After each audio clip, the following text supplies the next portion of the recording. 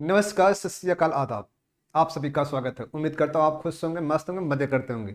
आज का जो एपिसोड है, हम एक टॉपिक पर डिस्कशन करेंगे। सबसे पहले हम आपसे बस ये कहना चाहेंगे कि इसके प्रीवियस लेक्चर में हमने साइक्लिक डी ग्लूकोज पढ़ा था, जिसमें alpha D and beta D glucose को पढ़ा था। एज्यूम करो अगर आपको अल्फा डी जो डी ग्लूकोज होता है वो 3 फॉर्म होता है। एक ओपन चेन में होता है, और जब क्लोज चेन में बात आती है तो एक अल्फा डी और दूसरा बीटा डी, जो कि एनोमरिक कार्बन के रिस्पेक्ट में बनता है। तो वहां पर हेमिस्टर कंपाउंड का फॉर्मेशन होता है। तो अगर आपको अलग करना हो साइक्लिक चेन और ओपन चेन को, तो आप प्योर क्रिस्टलाइन फॉर्म में अल्फा डी ग्लूकोज और बीटा डी ग्लूकोज को आप इजिली अलग कर सकते हैं। आप इजिली अलग कर सकते हैं। क्यों इजिली अलग कर सकते हैं? क्योंकि जो अल्फा डी ग्लूकोज होता है, जो आपका अल्फा डी ग्लूकोज होता है, और एक आपका क्या होता है, बीटा डी ग्लूकोज। ये तो साइक्लिक होते हैं और एक ओपन चेन होता है। तो जो अल्फा डी ग्लूकोज होता है, एक्चुअली इसका जो मेल्टिंग पॉइंट होता है वह 146 डिग्री होता है, और इसका जो मेल्टिंग पॉइंट होता है वो अबाउट होता है 150 डिग्री सेंटीग्रेड।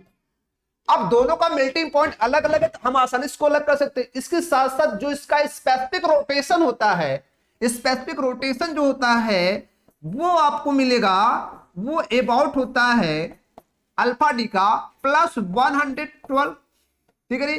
और जो बीटा डी का होता है, वो बीटा डी का आपको मिलेगा कि वह अबाउट होता है प्लस 18.7 डिग्री। इतना होता है। ये आपका ग्लूकोज जो कि साइक्लिक है, साइक्लिक ग्लूकोज की मैं बात कर रहा हूं, ये टर्म होता है। तो दोनों को अलग करना आसान है। लेकिन अगर इसमें से कोई एक भी crystalline form, pure crystalline form को किसी एक को भी हम वाटर में डिसॉल्व कर दें, तो हम ये पाते हैं कि एक स्ट्रक्चर जो प्योर क्रिस्टलाइन फॉर्म होता है उसमें 3 स्ट्रक्चर इंडिकेट होने लगते हैं। वहां पर अल्फा डी भी दिखने लगेगा, बीटा डी भी दिखने लगेगा, और ओपन चेन डी स्ट्रक्चर भी दिखेगा, और एक इक्विलिब्रियम को एग्जिस्ट करेंगे। मतलब तीनों फॉर्म एग्जिस्ट होंगे इक्वस फॉर्म में। तो जब इक्वस फॉर्म में तीनों एग्जिस्ट होंगे, जिसका मतलब कंफर्म है कि इनमें कुछ ना कुछ क्या होगा, चेंजेस होता है।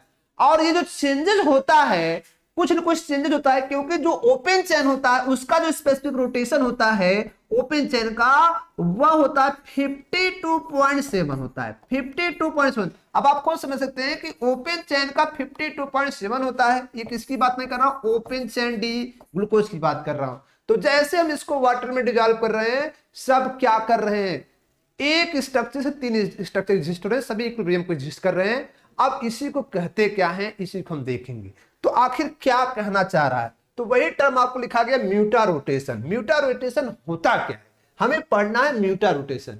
तो म्यूटा the change specific rotation of anomer molecule. Anomer का मतलब अल्फा बीटा, जो फर्स्ट कार्बन होता है वो एनोमर कार्बन होता है, और molecule anomer with the time when they are dissolve in solvent is known as mutarotation. मतलब क्या होना, स्पेसिफिक रोटेशन का बदलना, किसके साथ, टाइम साथ, जब इसको किस में डिसॉल्व करते हैं, सॉल्वेंट, दैट इज गुड। देखो, when any form of glucose is dissolved in water, then resulting solution contain all the 3 form। all the 3 form देख रहे हो, beta D glucose open chain और अल्फा डी ग्लूकोज, तीनों form बन जाते हैं। और जिसमें 64 होता है बीटा डी, और 36% होता है अल्फा डी, और 0.2% क्या होता है, डी ग्लूकोज। तीनों फॉर्म मिल रहे हैं। इसका मतलब सोल्यूशन फॉर्म में हमें अलग करना आसान नहीं है। अब देखो क्या हो रहा है, अब इसके स्ट्रक्चर को देख लो। जब इसके स्ट्रक्चर की बात करेंगे तो मे भी आपको सबको पता होगा स्ट्रक्चर क्या होता है। तो यहां पर आपको दिख रहा है कि जो ये स्ट्रक्चर है बीटा डी ग्लूकोज का, क्योंकि एनोमरिक कार्बन का हाइड्रोक्सिल की तरह लेफ्ट में है, ये क्या है, अल्फा डी का है। और ये तीनों इक्विलिब्रियम पर कैसे हुए बताओ। जो प्योर फॉर्म होता है बीटा डी ग्लूकोज, मतलब क्रिस्टलाइन फॉर्म में, उसका स्पेसिफिक रोटेशन 18.7 होता है, और अल्फा डी कितना होता है, 112 होता है। लेकिन जैसे क्या हुआ, सॉल्वेंट में डिसॉल्व किया गया, तो ये कितना पाना चाहे, 52.7। तो बताओ, अगर अल्फा होगा तो अल्फा का तो कम हो रहा है, और जो बीटा का क्या हो रहा है, बढ़ रहा है।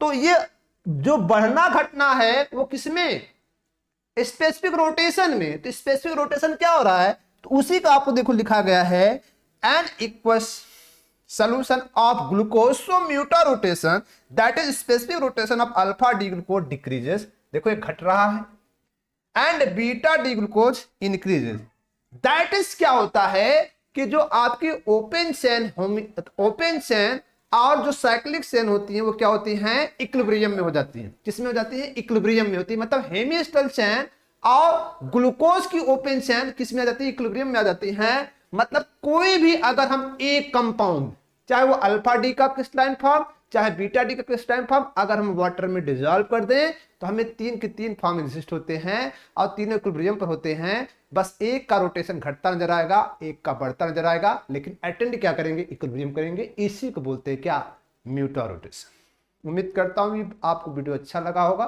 वीडियो अच्छा लगा तो वीडियो को लाइक करें, ज्यादा लोग शेयर करें। थैंक यू, धन्यवाद।